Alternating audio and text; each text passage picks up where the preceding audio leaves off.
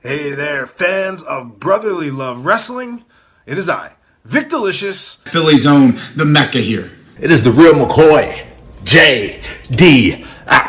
Justin D. Xavier. And it's your man, CD, the fallen angel, Christopher Daniels. Hello, boys and girls. This is your old friend RJ City. Hey there, brotherly love wrestling. Bill Carr here. Hey everyone, this is two-time guest Wheeler Yuta. Two bozos from Philadelphia flapping their gums about pro wrestling this, pro wrestling that. Which is not that unique in the grand scheme of things yet. You are in for a treat because you're tuned in to Brotherly Love Wrestling. Philadelphia, are you ready? No! They said, are you ready? This is Brotherly Love Wrestling Podcast, your first stop for everything professional wrestling. So sit back and enjoy wrestling talk at its finest with your hosts, Larry Hall and Joe Corrado.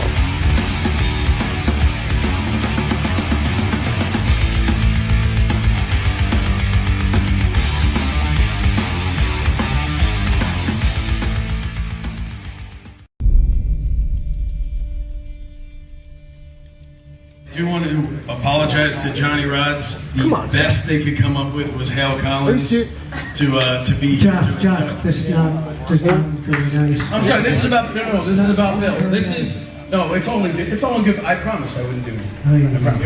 It's all in good fun. You can't trust a word that comes out of your mouth. Excuse me, sir.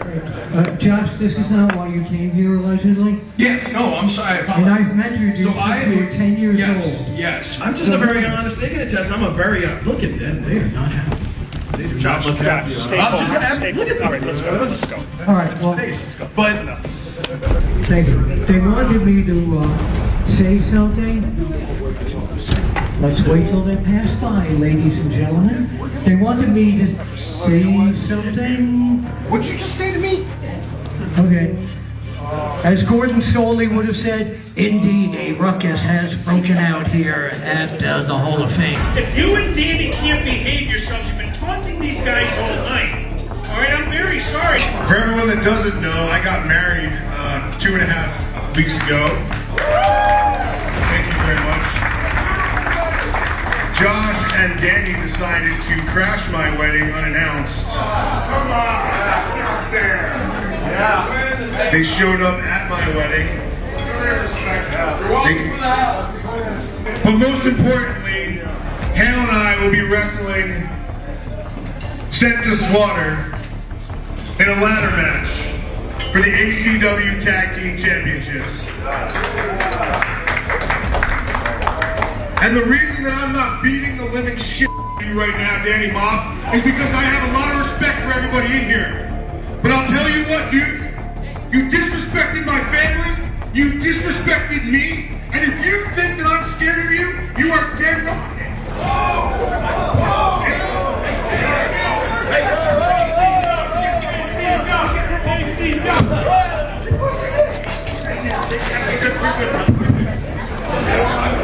Go back. Take a shot at me. I'm going to go back.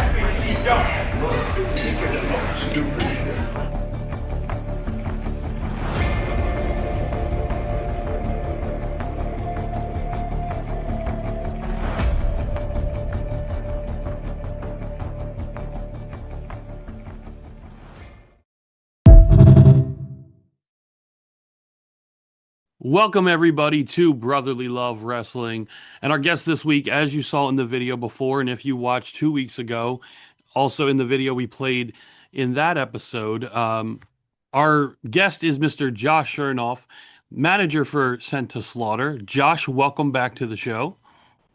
Thank you for having me. Manager of the decade. I don't know if I had been awarded this the last time I was on the show, but You did manager not. of the decade. Congratulations. That means the world to me. Congratulations. Thank you so much. Thank you. So Josh, like I said and referenced as we played the one Vic Dalishus had gotten married a couple weeks ago, and you and Moff and Shane Donovan all showed up in their best tux t-shirt. I appreciated that. Hey, fun fact. A lot of people have asked, man, where did they get that custom tuxedo? Well, we're going to have at prowrestlingtees.com/sent to slaughter, you will be able to purchase your very own tuxedo t-shirt to commemorate that beautiful wedding day. Wow. I mean, kudos. I mean, it's a great shirt. So, I mean, thank you. This one's even better because this one now has Sent to Slaughter's logo on it, and has a little lapel logo, a little S on it, like mine. It's exciting. It's good. It's good. Nice. So you guys showed up at the man's wedding, and now all before this, I understood everything. I understood everything about Sent to Slaughter. I understand they're animals, and all they want to do is win, and there's nothing wrong with that. I find nothing wrong with that. Sure. Crossing the line for me is showing up uninvited at a wedding, knowing the reaction you're going to get out of Vic Dalishus at his wedding, and rightfully so from his now wife, the reaction you get from them. What was the mindset? Just screw it. We're gonna fuck with them anyway, just because we can. No, the mindset actually was to make a point. So to them, this wedding was off limits, right? This is personal. To us, this is personal in professional wrestling. So I eat, sleep, and breathe this business. So does Danny Moff. So does Sean Donovan. When I first met those guys, what I saw, as different as we might appear on the outside, what I saw were people who understood how I felt about this industry, how I felt about this business. It's not a hobby. It's not a job. It's our life. So when you have a guy like Vic Dalishus and Hale Collins, and they keep trying to screw with us, first they go, let's put him in a cage match, right? We talked about this on the last show. We're going to put him in a cage match. We're going to have Joel Gertner. And I knew there was no way that Joel Gertner was not going to somehow get involved on their behalf. So I paid Joel Gertner more money so Joel Gertner would get involved on our behalf. Us being champions for ACW means more money. That's how we put food on our tables. This is our livelihood. This is our life. Beyond just the money we make, this is our life. So when you have somebody disrespect you, when you have somebody continuously attempt to figure out how to cut you down at the thing that means more to you than anything, and then turn around and go, oh, well, it's my wedding day. You know, that's not like a wrestling thing. This is personal life. This is personal life for us. ACW is personal life for us. The way that the world sees Sent to Slaughter is personal to us. So we took it as an opportunity to remind them, hey, when you get in the ring with us, when you get in the ring with Sent to Slaughter, with Danny Moff and Sean Donovan, stop thinking this is some extracurricular activity. This is everything to us. We take this so unbelievably seriously that we needed to express that to Vic and to Hale. And the way we did so, you know, I've had fun with it and go, oh, we came to make the party more lively, which we did because, I mean, from the looks of it, when we pulled up, it was dead. They were doing the speeches, Josh. I mean, yeah, I know. There's a reason why Hale doesn't cut promos. But I looked at it as an opportunity, and this is what I said to the guys, because full transparency, Moff, Donovan, they kind of looked at it as like, oh, we should crash their wedding. And then I said to them, I said, guys, why not? And it was even Donovan who goes, well, because, you know, hey, we'll get heat because that's personal. And then he even, I remember when he looked at me and he goes, he gets a little smile, like a little smirk. And Moff, meanwhile, is just salivating at the idea of this. And I said to them, I said, guys, let's make a statement. Let's make sure that Sent to Slaughter is taken seriously. Piss them off, piss Hale off, piss Vic off, piss Mrs. Dalishus off, who, by the way, assaulted Sean Donovan, pushed him, started. There was no physicality on our part. We were just trying to remind him that even on his most special day, Vic Dalishus, on his most special day of his life, nothing is more important than getting in that ring with Sent to Slaughter. And stop trying to, you talked about like, oh, did we just want to fuck with them? Why is it okay that they fuck with us every step of the way? Oh, we're going to put you in a no holds barred match with Crowbar and Kerr. Oh, then we're going to attack you from behind with chairs. Yeah. So just to be clear, hitting somebody with a chair, throwing a chair, they threw a chair out of the ring, hit me in the knee, throwing a chair at me, hitting somebody with a chair. That's fine. That's all in good fun. Well, wait. Don't you interrupt our wedding. Wait. I mean, look, to anyone in that sphere of professional wrestling, you're in that arena, you're a paid talent. Doesn't that come with, I mean, look, fans in the front row are subject to things happening by accident, or I don't know, maybe on purpose, depending on who the talent is.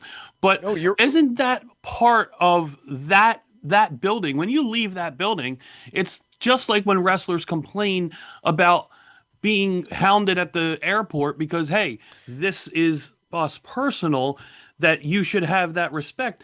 Doesn't that a wedding?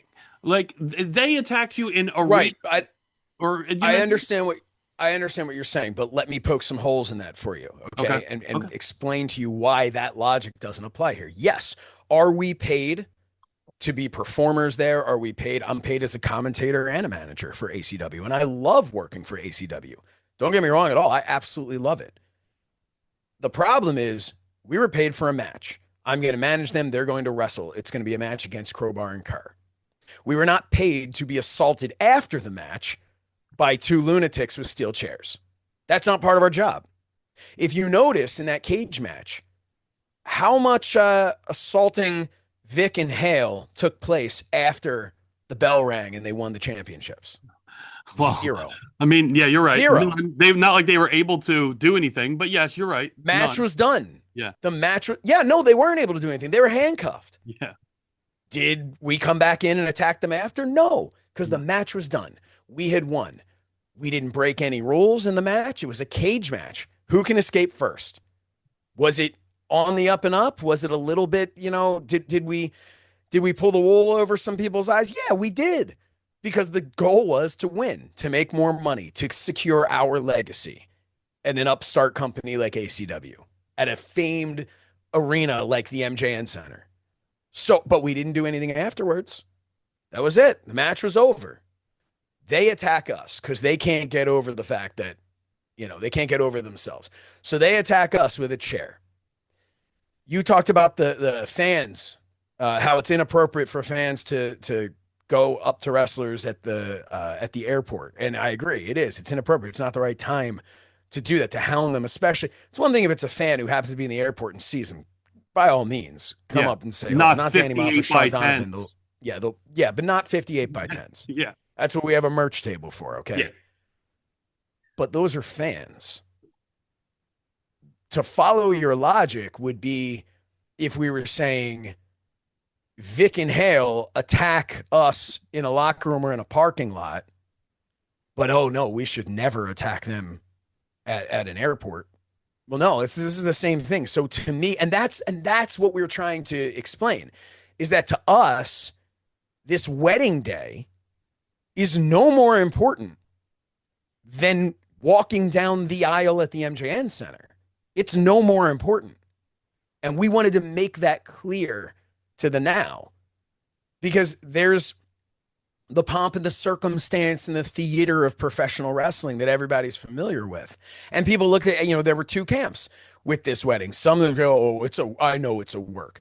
You had people who had been in this business for so long and they looked at it and they said, there's no way this was real. Ask Vic's wife how real it was. Ask Crowbar, who tried to get involved. And I feel bad for him because he was just trying to have a nice night out with his wife who likes to hit people in the balls. But the problem was, it was real. It was real to us. So when we went there, we wanted to make sure everybody and their family understood that this was real. So I stand by what we did. Was it inappropriate? Morally. Maybe. It probably was. Yeah, you know what, though? An eye for an eye. I think it was inappropriate for them to attack us after a match. I think it was inappropriate for them to attack us with chairs. What would have happened? That chair had just ever so slightly gone in another direction when it was hitting Danny Moff in the back or Sean Donovan. And it could have seriously injured them. They didn't sign up for that to be hit from behind. The Now's music hits. We're looking at the aisleway. Come on down. My boys are ready for a fight all the time. Always ready for a fight. But what happened? They attacked us from behind with weapons. Imagine you did that out on the street, which to me, it was out on the street. Yeah, that'd be assault. To me, this was the same as if Danny Moff and Sean Donovan were walking out of church. That's the same thing to me. It doesn't matter. Because that chair shot to the back, when we go home to our families, we're sitting there and we can't get up because we're hurting. Because my knee is swollen. Because Moff's back is swollen. Because Donovan's ribs. And we have to bring that home to our personal lives. But yet, when we bring some lighthearted honking of the horn and, hey, we'll see you on the 18th to their personal life. Oh, no, Mel. Oh, come on, man. That's inappropriate. That's not right. Don't do that. Oh, you crossed the line.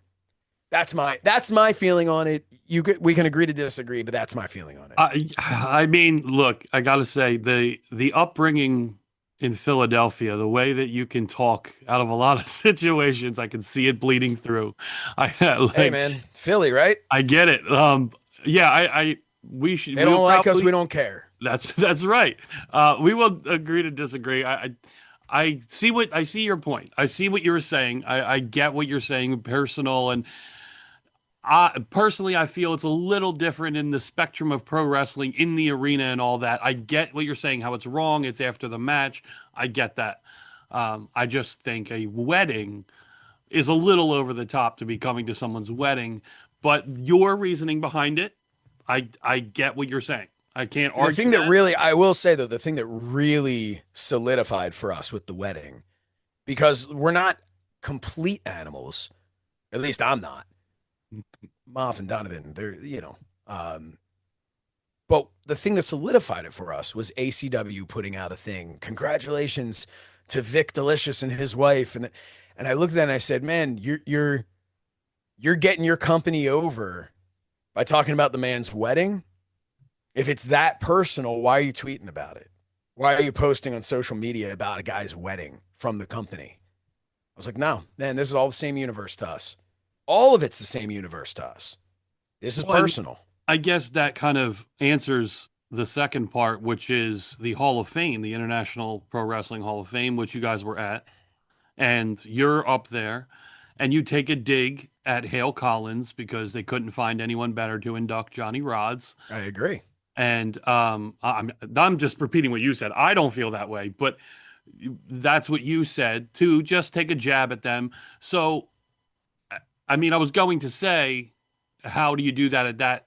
But if you're willing and saying it's personal in the wedding, obviously someplace like that in front of that crowd, that's more inbounds to me than being at a wedding. First of all, the Hall of Fame, there are some things that, because I heard Vic on the radio this morning as we record this, and I heard him and his wife, and he had some real nice revisionist history about the Hall of Fame.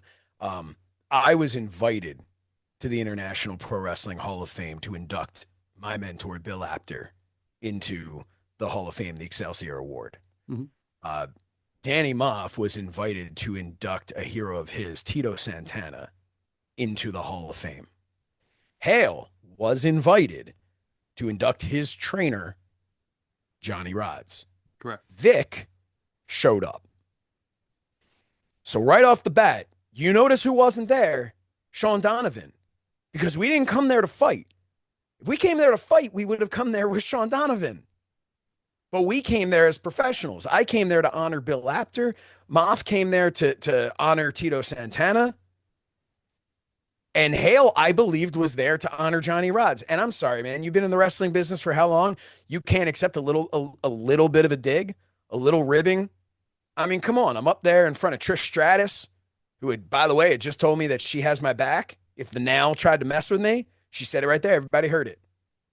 Just saying, that's Trish Stratus.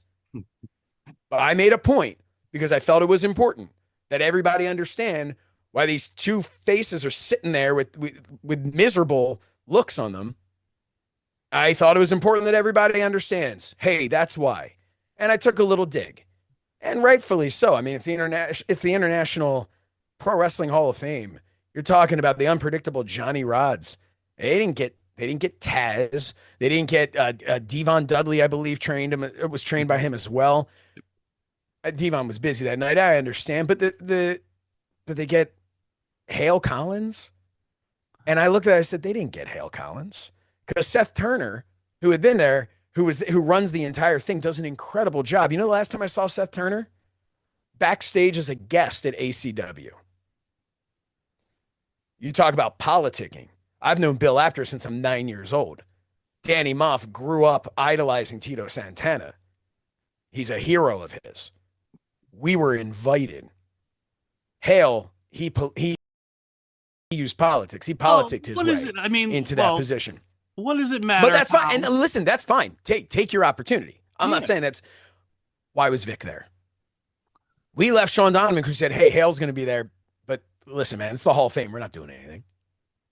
So we made a little dig. Was that inappropriate? Okay, maybe that was inappropriate of me. Because maybe I got carried away and had some fun. Even Bill Apter said that's not the reason you're here. Even he. Yes. And that's fine. And you know what? And ACW got a hold of that footage and they edited that footage beautifully. They didn't even let context get in the way of their editing job. It was that good. But one thing that they did catch on that video that I really hope everybody pays attention to. We said words, which listen, that's what makes this such an amazing country, right? That we can say what we feel. The First Amendment. That pissed them off. Okay, they're entitled to say what they want to say. They followed after us, Hale and Vic, right? Who put whose hands on who first? Hale pushed Danny Moff. Vic immediately chest out right up to Moff. Moff shoved him back out of his personal space. Don't get in his personal space. I don't even want to get in his personal space. But Vic Dalishus, after Hale pushes him, so Moff pushes Vic back. But somehow, again, we're the bad guys. Because in pro wrestling, we're the heels. Because in pro wrestling, we are the bad guys, right? So apparently, another example. In real life, we're the bad guys. Because in pro wrestling, we've been deemed the bad guy tag team. So that makes us the bad guys in real life. Oh, but let's not cross over from pro wrestling to real life only when it suits them. Not when it affects us negatively, only when it suits them. So again, they assault us. That's what they do. Hale pushes me. Did I hit him back? No. No, you did. I did see that. I saw you say, why'd you push me? I did see that part. I didn't do anything. He pushed Moff. He pushed me. Hale started this whole thing. Vic's wife. Vic even said it on the radio. I listened to that on the radio. Vic even said that his wife got in and pushed Donovan and escalated the situation. He doesn't even realize that he outed himself and his wife, that they did this. Look, I don't mean to yell and get hot about this, but I'm sick and tired of us being made out to be the bad guys just because we do things the right way, right? We showed up. We didn't bring our tag team partner to get involved. I'm merely a manager at this point. The closest I am to wrestling is looking at my old championships. But so don't think for a second that I can't defend myself if need be, but I choose not to because I'm a manager. I'm the manager of the decade now. That's what I do. Danny Moff you think he needs me as a backup? No. He also doesn't need Sean Donovan as a backup. Sean Donovan doesn't need Danny Moff. We put the two of them together. Chef's kiss, right? Perfect. So, I mean, all that leading to this Saturday night, October 18th, MJN Center, the ladder match for the ACW tag team titles. I don't know I know what to expect with these four. The hatred has gone to a level that I didn't anticipate it going to. And for everything that has happened, and like we just talked about in those events as well, is there a universe? I know in Donovan and Moff's eyes, probably not. In your eyes, since I guess you would call you probably the most level-headed of the three, Is there a universe that you see the Now beating Moff and Donovan? Is there any universe whatsoever? I shouldn't say no. I'll be completely honest. I wouldn't put it past them to have some form of tomfoolery involved in this match. I would not put it past Vic and Hale to stack the cards against Sent to Slaughter. You saw what happened at the other show at that Orchard, where Vic Uprising defeated, where he defeated Moff. It's like, okay, how many weapons can you use? How much can you get out involved in the crowd and the referee's not paying attention to this, that, and the other? I wouldn't put anything past them at this point. So is there a scenario somewhere in the universe where they beat them? Yeah, there is. Is there a scenario where they beat them clean? No. Which is why it's a ladder match. Why did they book a ladder match? They didn't book. They're so worked up about how we're the bad guys and we break all the rules. I have an idea. How about a one-on-one match? Or I'm sorry, a 2-on-2 match, right? How about a tag team match with rules? Countouts, disqualification, pinfall, and submission. Just a down the line match. But they can't do that. You notice they want that since Slaughter won the tag team championships. First thing they do is they put them in a no holds barred match with a psycho like Crowbar and Kerr. They do that because, again, they go, well, maybe here's a chance. Oh, maybe if they use enough weapons and Kerr sits on them or whatever, and Crowbar's, and Vanessa comes in and hits people on the balls, maybe, just maybe, they'll take the titles off of Sent to Slaughter, so then the Now can just beat Crowbar and Kerr. That would have been a regular match, by the way. And I know the Now, they're involved. They're heavily involved at ACW, and they'll be the first to tell you, oh, well, we don't book the matches. We don't get involved in that stuff. Yeah, we're involved in the company, but we don't get involved. We're more of from the marketing standpoint and helping out with this.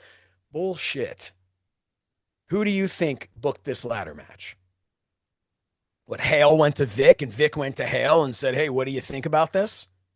I know there's other people involved, but they're not. What are they going to say no to the Now? So all of this, I mean, it's a ladder match because, number one, they know that Danny Moff has a medical phobia of heights. They know this. So right off the bat, there you go. Let's take Moff out of the equation because he's not going to want to climb that ladder. That's fine. So we'll just focus all of our attention on keeping Donovan away. We've been training with Moff. Moff has been climbing ladders to train for this. I don't know if I would have put my money on booking this match because of that. Like anything. No, like here's Moff another reason though. Here's another reason. Because if they take Sent to Slaughter out for just enough time, it's a hell of a lot easier to run up a ladder and grab a championship than it is to beat Danny Moff and Sean Donovan into submission or into unconsciousness where you can pin them. That's why they booked this match. Because there's no disqualification. As many weapons as they want to bring, I'm sure they will. So we're going in there prepared for this. It's going to be a war. It is going to be a war. This is not, there are some awesome, no pun intended, but awesome matches on that card. The main event, 4 of the best in the indies right now, Richard Holiday, the champion, against Nick Nemeth, against Matt Cardona, against Matt Riddle. That's insane that you're seeing that at a quote-unquote indie show. Yeah. So many great matches, so much great talent there. The TNA champion, Santana, is going to be in action. It is going to be an amazing night of professional wrestling. And then there is going to be a fight. There is going to be a war. And it's inside the squared circle. And there are ladders and there are championship belts hanging up high above that ring, 10, 15 feet. I don't know how high it's going to be. 15, I believe. 10-foot ladder is what I heard. Okay. And that's what they want to do. And look, it's my job as the guiding light of Sent to Slaughter, right? I send them to slaughter others, not to be slaughtered themselves. This is my job that I take more seriously than anything in this world. And you know this. Yeah. You can tell just from the way I'm speaking, how passionate I am about this. I will do whatever it takes to make sure that Sent to Slaughter walks out tag team champions. That's my promise. I will do anything that I have to do to make that happen. Well, I mean, I cannot wait to see these four lock up. Like I said, I've been watching, and to the point of booking this match this way, and how Sent to Slaughter and the Now have done plenty of regular matches. Yes, not in ACW. They wrestled a lot in ISPW. And that's where kind of this hatred rivalry has started. So I think it's only right to build bigger and bigger. Sort of, I mean, look, if you watch Fun fact, if I can tell you, fun fact, first time I ever managed Sent to Slaughter was when they defeated the Now for the ISPW Tag Team Championships. There you go. But that out there. But continue, please. That's what I mean is that not just WWE, but wrestling in general, as a feud goes, as a rivalry goes, you have this build to matches. And that's why the Hell in a Cell was created, as a payoff to a feud at the end of it. And that's why I feel like it has built to this level. You have the tables match. Okay, what now? Personally, I probably would have put a cage match at the end, but that's irrelevant. Like tables, cage, ladder match. I get why that was. I don't. Now, yes, could they be booking it because, like what you said, Mob's afraid of heights, it's easier to beat them? Yeah, of course that could be possible. But as I see it, they've done those singles match or 2-on-2 matches regular. I think this is kind of building that way. Now, anyone can look at it any way they want, and it is a good spin by you looking at that, seeing, no, this is really why they did it. And I get why you would say that. I get how it appears. I see that. But nonetheless, I think what we both can agree on is that there's going to be a war. Like you said, this is a fight. There's a lot of good wrestling that's going to happen Saturday night, but this will be an absolute war. And I would like to say that the Now walk out with it, but I'm not confident with the monsters that are in there. That for all I know, they're going to send you in there. That would be a mistake. That would be a severe mistake. I would do a lot for the Now, but like Meatloaf, I won't do that. I'm glad you mentioned a match in WWE, and it is a perfect example of how everybody looks at pro wrestling, and all of these smart marks out there think they know everything, right? They think we're all just hanging out playing Parcheesi in the locker room together. Everybody's the best of friends. You mentioned in WWE, Hell in a Cell, right? One of my oldest friends in this business, Drew McIntyre. He wrestled CM Punk. I can tell you from knowing Drew personally, from seeing him just a couple of months ago, spending time with him, talking to him on the regular, I can tell you he does not like CM Punk. He has never liked CM Punk.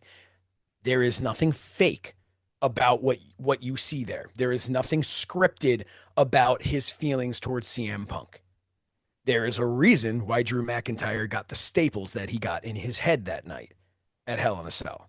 He got that because those two went in and beat the living hell out of each other. Because just because a bunch of writers decide to book a match doesn't mean that the two people going into that match, or in this case, the four people going into that match, are just like, oh, hey, yeah, we're just a bunch of actors. Let's have some fun.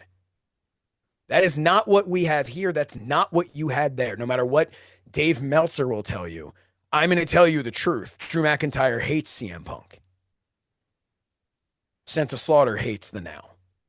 And as from a fan point of view anyway, you look at like that feud, like you said, McIntyre Punk, back through history, Brett, Shawn, like it seems that when that happens and people choose to do business with one another, even though they have that, you look at a Matt Hardy and Edge with that scenario, when people have that and then they do business, magic for fans. You know what I mean? Magic to sit and watch. And not only that, look at the previous, at least for ACW, the previous two matches, or even if you want to do the Uprising one with Vic and Mouth, that hatred helps. It makes it more entertaining. It makes it feel at those other wrestling matches that you see those holds that other fans aren't into, that you can sink your teeth into a feud like this and like a blood feud where, yeah, these guys don't like each other. So hey man, we make more money this way. I'm fine with it. Vic and Hale want to keep pissing us off. We'll keep pissing them off back and just keep making more money. I have no problem with that. Sent to Slaughter has no problem. We're not sitting here going, this is going to be the end. This is the end of the Now. We're going to end this once and for all. No, man. This is never going to be over with the Now. They might think it's going to be over. They might think this is going to end. This is never going to end with the Now. Not until the Now retires. That's when it's going to end. When Vic and Hale retire, then it's over. But until then, no, man. They cross too many lines trying to hold back Sense of Slaughter, trying to play their little games where they'll bring in the biggest, the toughest team they possibly can. And, oh, we're not going to do the one-on-one because we've wrestled them enough that we know that's not good for us. Let's do a tables match. That'll be so much easier. Just put a guy through a table. Oh, no, let's do a cage match because we can escape the cage. We'll bring Joel Gertner. He'll make sure nothing bad happens. We'll do a ladder match because we can climb up. Anything. Just to shit all over Sense of Slaughter's legacy to put themselves over. That's what the Now tried to do to us. So now, guess what? They win. Not the championships, but what they win is a never-ending feud with Sense of Slaughter because we will always be that thorn in their side. We will never stop. We're the champions right now. We're the champions, and we still show up at their wedding. Listen, I implore you, if you are watching this or you're listening to this and you are in the air and haven't gotten your tickets yet, I want that place sold out. It's close to it now from what I understand, but I want that place sold out. Not just because I can then walk up to Vic and Hale and say thank you for the house. Have they ever said thank you to me? I'm sorry. They can say to me thank you for the house. I can say you're welcome because they've never said thank you to me. That's why the words thank you for the house are in my head so much because it's something I'm waiting. And Moff is waiting, and Donovan's waiting to hear from Vic and Hale, but that's fine. It doesn't matter. But I want people to I want them to tune in on Triller TV, and because it's live. This is the first time we're doing live.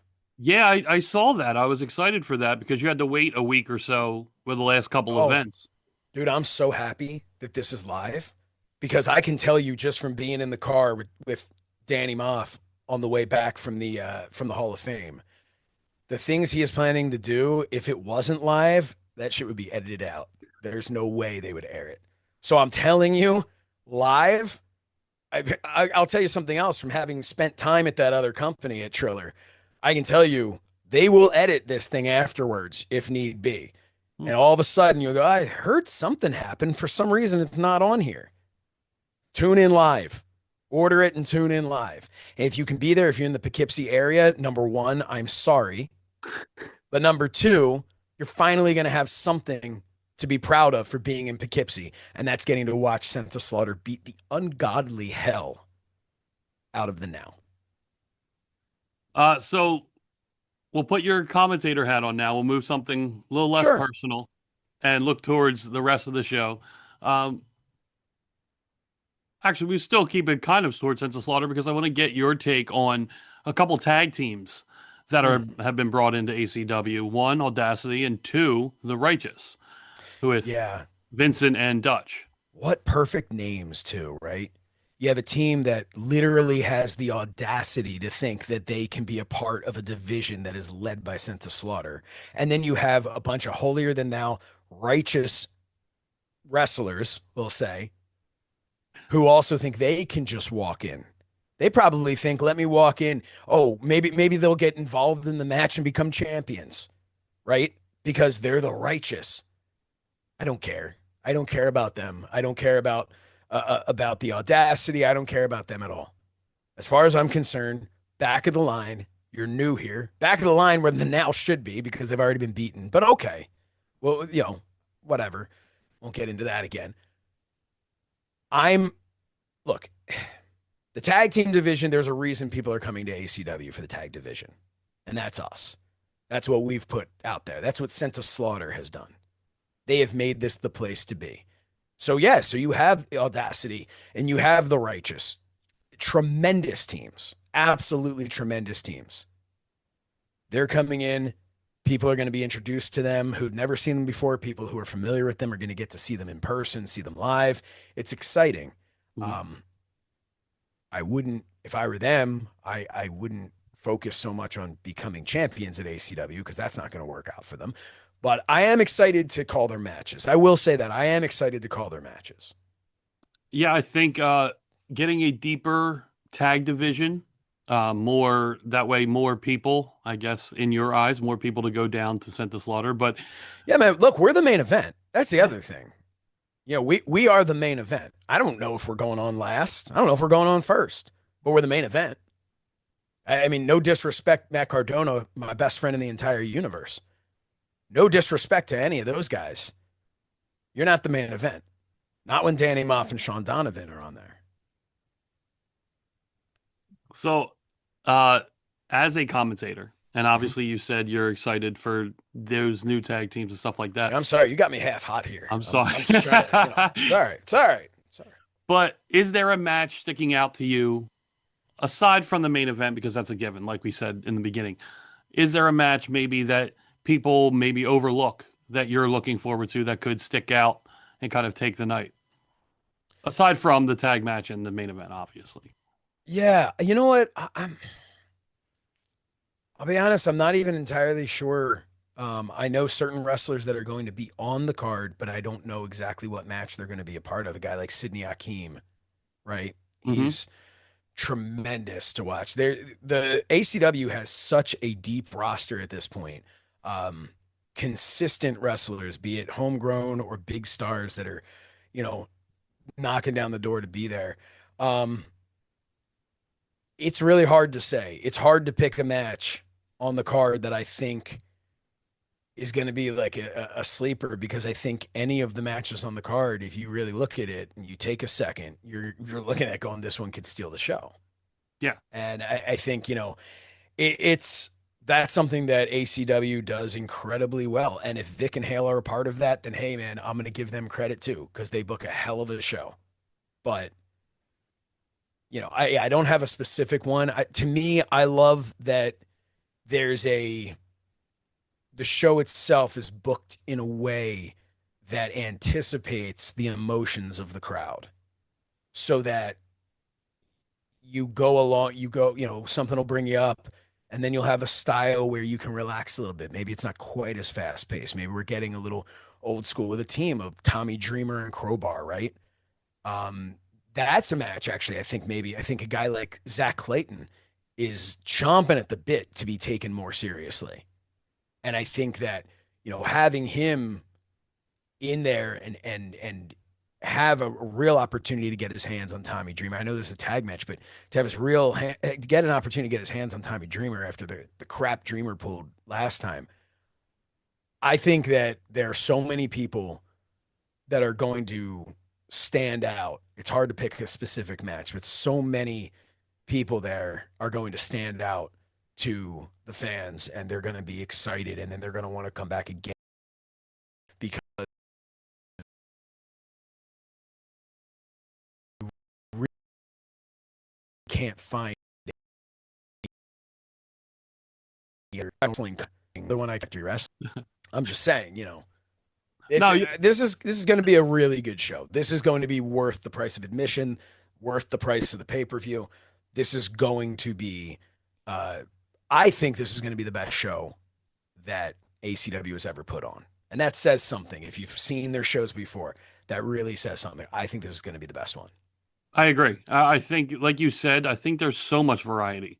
Whether it be the Parker Bordeaux, he has the Gauntlet Challenge, so you have no idea who's answering that. And him alone is a freak. I hope nobody, for their sake, I hope nobody answers that. Yeah.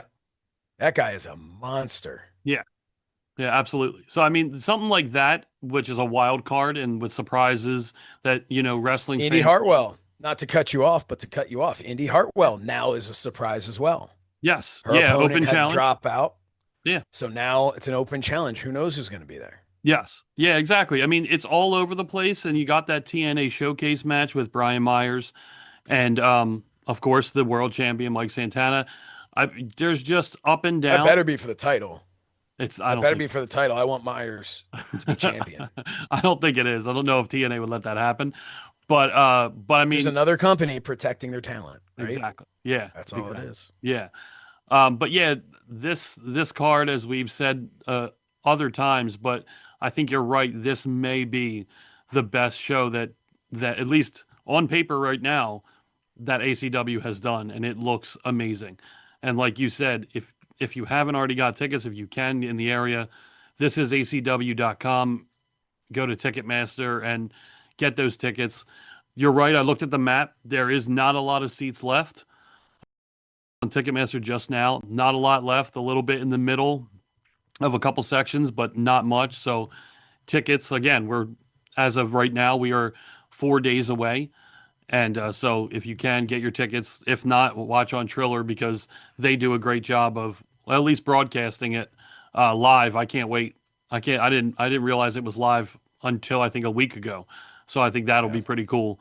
But to be in attendance, which we will be, I can't wait to be back in that arena and see what this card's going to be. And of course, to me, the main event is now versus Sent to Slaughter. But it is. All in all, I think this whole night is going to have people maybe who haven't seen ACW walking away blown away because I still don't understand how people aren't finding and seeing how good this company really is. Only 4 shows in, now being the 5th. The first show, I've said this before, I think I even said this on your show, I've never experienced a first show of a promotion where I'm like, man, I feel like they've been running for 10 years. Like it was so, the energy and so much that has to do with the fans. And it's not easy for me to say because they are despicable human beings there in Poughkeepsie. They need to run some shows in Philly, man, so we can get a real audience here because this is, God almighty, they're horrible. But they are great as far as getting up off their seats. Some of them are so fat they can't even get out of their seats, but the ones who can, they are loud. They are energetic. It's something to see. It's also something to smell. So I would encourage a lot of people just to go on Triller. It's a lot safer. No comment there. I'm not going to touch that, but I wouldn't touch it either. I do want to ask because I've seen the card and I know Dave is obviously integral in Fight Factory wrestling, and I've been watching and paying attention to Fight Factory here and there and seeing the card, and I'm immensely excited for No Thanksgiving because this looks, and mostly because I'm such a fan of tag team wrestling, which is why when I became a fan of the Now, I was drawn to the Now.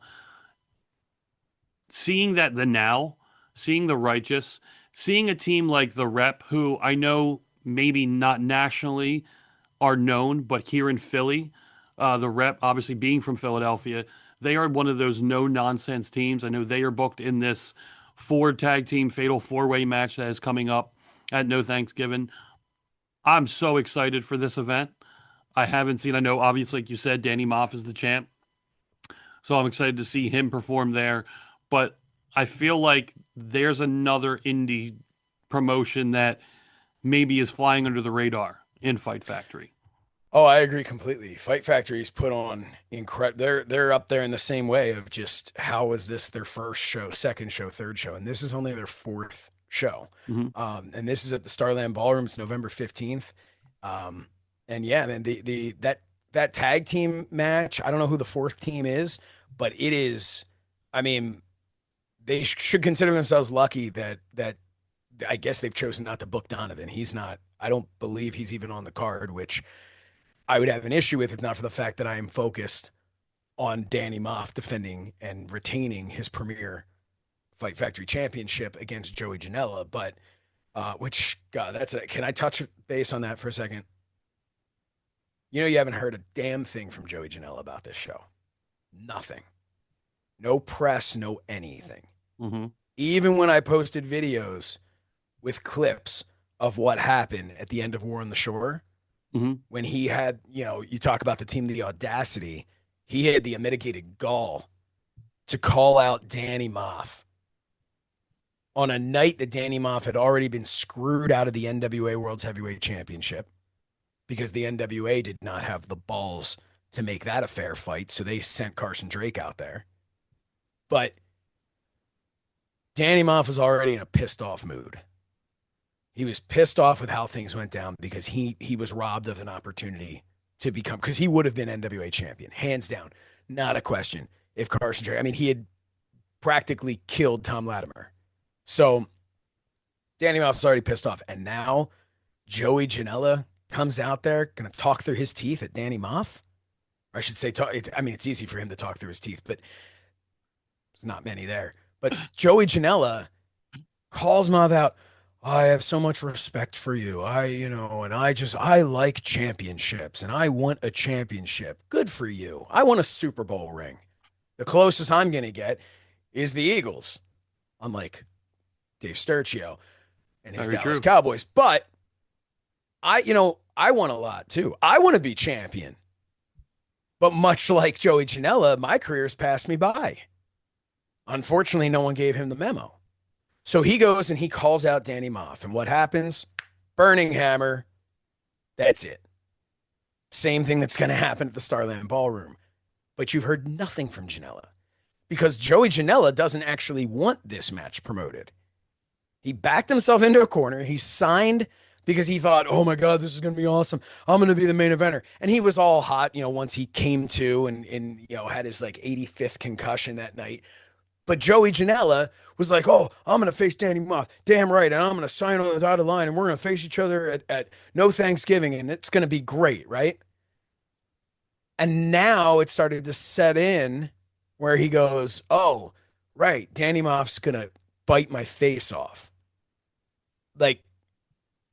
Joey Janela, there's a difference between barbed wire, breaking through glass, and having a gorilla rip your body apart limb from limb.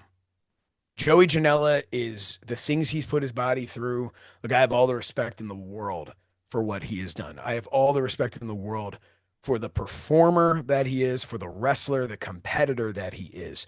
But he fucked up because he called out Danny Moff, tried to make the entire show about him, politicked his way to the main event, mind you, because that's his beach. You kidding me? That's his beach? Says who? This is Danny Moff's ring. This is Danny Moff's company. This is Danny Moff's world. As I asked Joey Janela while he was lying unconscious on the ground, he didn't answer me because he was out cold, but still, I asked him, I said, who do you think you are? And then I added another question. I said, who do you think he is? Pointing to Danny Moff. Because clearly, Joey Janela doesn't think much of Danny Moff. And that pisses Danny Moff off. That pisses me off. Because anybody who really pays attention to Danny Moff would never in a million years challenge him, let alone challenge him when he saw Moff before he went out. He saw Moff backstage. And if he didn't see him, he would have heard him because Moff was throwing things. Moff was furious about what happened earlier in the night. The whole thing was a cluster. All of that. Kevin Keenan, the referee, was in on the entire thing. I will go to my grave believing that Kevin Keenan was in on this entire thing. NWA senior official Kevin Keenan. Tom Latimer, because, I didn't know he was coming out. I had no idea that Carson Drake was going to come out. I'm sure you had no idea. You and Pat Kinney and Billy Corgan sitting there conspiring against Danny Moff because God forbid you'd give that man a chance. Just like Sean Donovan. That's the one thing I will say that I love about ACW and I love about Fight Factory is that they have actually given a chance to these guys. Well, until now, Sean Donovan's not booked. So, oh well. Their loss. They can go have their paper tag champions, right? You think Moff wouldn't have gone and won all the titles? Maybe Moff will go win the open weight title too. Do whatever he wants. Yeah, I don't I think, like I said, I think a lot of people need to realize with this area anyway, there are certain promotions that need the spotlight where others have maybe faded a little bit and get too predictable. And I'm not going to say any company's name, but there are certain ones. GCW, is that who you're talking about? I mean, yeah. To me, personally, in my opinion, the way I see it. Hey, Brett, if you're watching this or someone send this to you, you have my number. Call me up. Sense of Slaughter will come in. People will start talking about GCW again. Saying. That's just a preference for me. I mean, look, they don't have problems selling tickets. They're every venue they go to. Great promotion. Absolutely. Incredible promotion, great shows, not disparaging them one bit. Yeah. Except for the fact that, once again, they've got their clique, they got their people. I don't know if I need to bring in Sense of Slaughter, because then I don't get to decide who's going to wrestle for a championship, because it doesn't matter, because at the end of the day, the champions will be Sense of Slaughter now and forever. And they know that. And it sounds like I'm pontificating here with like I'm just, spewing bullshit, but I'm not. This is the truth. This is the God's honest truth. There's a reason why Danny Moff and Sean Donovan are not in the NWA. They're not in MLW. They're not in AEW. They're not in Ring of Honor. Are you kidding me? They're the tag team champions of WrestlePro right now. You know who owns WrestlePro? Pat Buck. Where's Pat Buck work? There's a reason why Ring of Honor and AEW have not brought Sense of Slaughter in. And the reason is because the roster doesn't want to fight them. If you ask Dustin Rhodes, now that he's recovering from his double knee replacement, Dustin will probably say, man, I'd fight them. But if you had asked Dustin while he was still champion, he wouldn't have. Sammy Guevara, I love Sammy Guevara. Great guy. Always got along with him very, very well. Danny Moff and Sean Donovan would take turns picking their teeth with him. So, again, GCW. I'm excited for that. They've got a show going back at the American Dream again. Free press, by the way. You're welcome. I'm excited for that. It's going to be a great show. They got Killer Cross. Awesome. You know who they don't have? Danny Moff, Sean Donovan. They don't have Josh Shernoff. Put a microphone in my hand, and they'd all shit themselves because I would tell the truth. That's why I love you so much, bringing me on here, letting me say these things. Look, you make my job easier. I say a few words and I let you go. It's an easy night when we talk to you. That's fine. But no, that's the thing, is that I love these promotions that are kind of coming out of nowhere.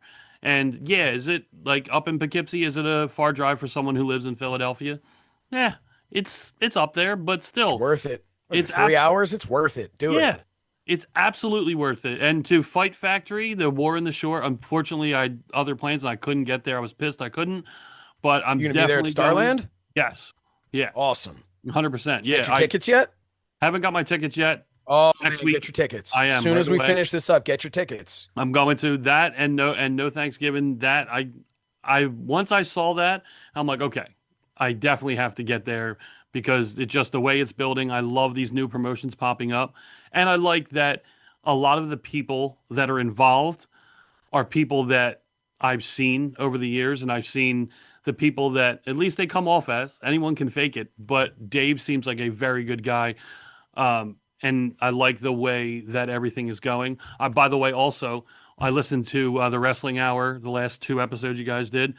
Thank you very much. I think it is amazing. And look, I told you before when you were on, just the way you guys are together, the chemistry you guys have on commentary, to put that onto a podcast is just as good, if not better, to listen. Talking about the PWI being a scam. I loved it. I thought it was a great episode. I'm looking forward to more. But yeah, that's another thing. I love good people in wrestling and doing things that are making wrestling better. And I think promotions like Fight Factory, like ACW, I think more people have to tune in and find these and get to these and support these companies, because WWE, you're looking at tickets for WrestleMania 42 is absolutely ridiculous. It's for anyone to have to be it's able, stupid. a normal family, if I wanted to take my daughter to WrestleMania, there's no way in the world I'd be able to do that. No, go take a second mortgage out on your house. Yeah. Maybe you can then afford it. It's insane. It's stupid. And that's not what professional wrestling is supposed to be about. Professional wrestling to the core of it. And that's the thing. WWE doesn't want to be professional wrestling. Maybe they're not anymore, right? Yeah. Except they happen to employ some of the best professional wrestlers in the world. So it's a shame to not acknowledge what you are, especially when you have a head of creative like Triple H, who is one of the greatest minds in professional wrestling. But the people making these decisions, Triple H is not the one deciding the cost of these tickets. Yeah. He's doing the best he can there, but it's people above him, above his pay grade, that are making these decisions. And to me, pro wrestling, one thing that has always been amazing about pro wrestling is that you can afford to bring your kids. That is a level of entertainment that your kids are going to be able to have. Now, sometimes it's not appropriate for children. For instance, I heard Vic on the radio saying that ACW is family friendly. Come on out, bring your family. And I'm going to be honest with you, every single match there is, except for the tag match that you're going to see. So maybe that's when you take little Johnny out to get something from concessions. But yeah, you should be able to take the entire family to wrestling. And I would love to take my kids to WrestleMania. It's not going to happen anytime soon. And not just because they're going to Saudi Arabia. Yeah. It's not going to happen because you can't afford it. I think that the cheapest aspect of WrestleMania in Saudi Arabia would be the flight to Saudi Arabia. Yeah, you're right. Like it's insanity. But yeah, but that's why places like Fight Factory Wrestling, that's why places like Awesome Championship Wrestling exist. Because it's a place where you can take the entire family. You can see some of the biggest stars in wrestling history. I mean, we're talking about former world champions from WWE will be, they main event these things.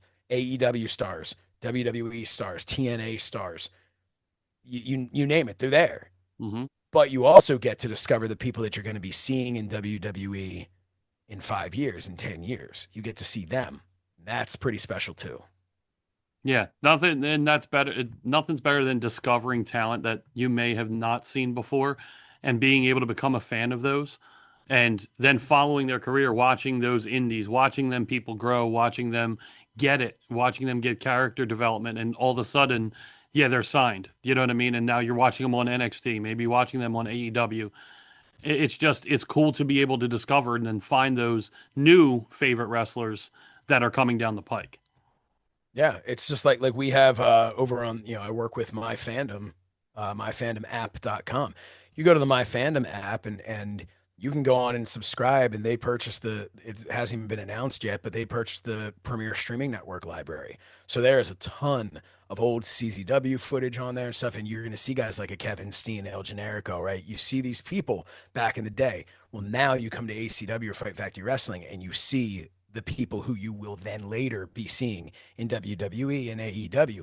So, that's a little plug ski for myfandomapp.com. Go there, download the app, and yeah, now you can stream, not just add your own photos, but you can watch some classic matches on there as well. So, yeah, you know what? I'm glad you mentioned that because I remember when the premiere streaming was like announced, and I know like they were saying something about like a partner with Freddie Prinze Jr. because I know he was doing his. Well, I know it got pushed back, but he was doing his wrestling promotion supposedly. Yeah. But all the library that I kept hearing being put on Premiere, and then I kind of didn't hear anything about it anymore. It kind of went away a little bit. So I'll tell you. So what happened with that, to my knowledge at least, was looking at the streaming. There's so many. There's the bubble always bursts, right? There's so many streaming services, and there are other streaming services out there that had a lot more money than Premiere did, and they were pumping money towards other promotions so that they could have that, they could have that footage on there. So Premiere looked at it and said, instead of just being another of the same thing but better, let's be something different. And the brains behind Premier Streaming Network, most of them at least, combined with Freddie Prinze Jr. and some people that he works with, all got together and came up with the My Fandom app, which is now a place where you can go in and you can log. If you attend a show live, you can check in at the show. You can upload your photos and videos right there, right onto that, and keep it forever instead of going through your own photos. Go, oh, when was that show again? You can search for the shows goes back 40 years, and you can search all the major companies, a ton of indies, and it's always growing. And then, while it's not a streaming network, because of the connections, while I said it's not 100% the same people, but My Fandom purchased the Premier Streaming Network library. So that library still exists. While it's not necessarily at this point bringing in too many new things, there are some. Squared Circle Expo is one that every year does their stuff through that. And there will be more, but for the most part, it's about celebrating the history. So it's not really streaming live. You can go to Triller TV for that. Yeah. But then it's an opportunity to kind of have this historical spot for all of this independent wrestling history. So like I said, like a CZW or Wrestle Pro or any of these places, where you can see guys who are now major stars in worldwide promotions. So you have that on there. And that was kind of it for Premier Streaming Network. Looked at it and said, what are we going to do? We're going to run it for a couple more years, and it's just going to kind of float here. People loved it. The quality was incredible, but it wasn't growing. And I think everybody across the board, myself included, had bigger ideas of what we wanted it to be. And, that's the Premier, where is it right there? The Premier Championship hanging behind me. Mm-hmm. And Matt Cardona held, that EC3 held. The idea of that was, again, it was how do we help tie everything in indie wrestling together? And now we have an offshoot of My Fandom, is the My Fandom Collectibles site, which is selling the first ever independent wrestling action figures with My Fandom Indie Stars. So I don't know if you're familiar with that. I actually have some of the prototypes in front of me. One of my favorite ones right here, the Poughkeepsie Sucks Danny Moff figure. I have seen that. I've seen that on social media. It's pretty badass. I like it. It is incredible. There's also this other Danny Moff as well from the night he won the championship at Fight Factory. So these are, and then I do have one more here that I'll show you while I'm plugging things. The first ever Crowbar action figure. I just saw a picture of that. Yeah, so he is actually selling them. They're all available for pre-order while the supplies last. And see, his crowbar is removable. Well, not his crowbar, his pipe. Crowbar carries a pipe. I never understand it, but that is, true to reality. So, get them now while you can. Crowbar has a limited, I think it was limited to like 250, and there's not many left of signed, where you can get it now. Maybe if you're someone who's not on the East Coast where Crowbar does most of his shows, it's a way to get it signed by Crowbar. There'll be a certificate of authenticity that comes along with it as well. But yeah, so excited about this line. I'm excited to be involved and help promote this line and Danny Moff's first figure, working hard to get Sean Donovan a figure. And we are actually going to be, My Fandom Collectibles will be announcing the next 2 figures in the line at ACW Mischief Night. Nice. So, yeah, and they'll be available for pre-sale at that point. There'll be a nice little QR code on the screen there, so hopefully people will purchase those before they're gone. So, yeah, man. So that's kind of what happened there is we just looked at it and said, streaming service is fun and all, but, man, we want to do something else. We want to be bigger. And My Fandom Collectibles is currently working on something that'll be announced soon that's more focused on the indie talent, and less about the fans and more on how can we help the indie talent themselves to be their best. And, man, I'm excited to bring my expertise to it. Look what I've done with Sent to Slaughter. Not that they needed me. They didn't need me, but look what I've been able to do for them. So that's what I'm trying to do for everybody in independent wrestling. Yeah, look, you don't. I am one magnanimous son of a bitch, aren't I? Yeah. Man. Look, if you're not going to talk good about yourself, who will? Do you know what I mean? Yeah. You can't expect. Certainly not the now. Yeah. Well, personally, Josh, it is always fun having you on. Always fun talking to you, regardless of you and your team beating the hell out of a couple of my friends. I still like you. I still like talking to you. It's so much fun having you on. I can't wait to see you in person on Saturday. I will be up there. Definitely had to say hello. October 18th. Looking forward to it. If we haven't said it enough, October 18th, MJN Center. This is ACW.com. Limited amount of tickets left. If you want to avoid those Ticketmaster fees, call the MJN Center box office directly. You can avoid those and save a little bit of money. But get up there if you can't. Triller TV, check it out. Saturday night. Don't miss this. Do not miss this. I'm telling you, if you're thinking to yourself, dude, it's an indie promotion. I don't care. I don't even know who the Now are. I don't even know who Sense of Slaughter are. First of all, wake up. But secondly, man, you watch this and you're going to turn around and go like, man, the only issue with ACW is that it doesn't run 52 weeks a year. Very true. Yeah, very true. I think Vic would have less hair on his head if they had to run once a week. Which is almost impossible to get. Thank you for finishing that. So, Josh, thank you once again. It was great having you, great talking to you. And thank you, everyone, for watching and listening. We hope you enjoyed the show. We'll be talking to you very soon. Don't take any shit from anybody. See you guys.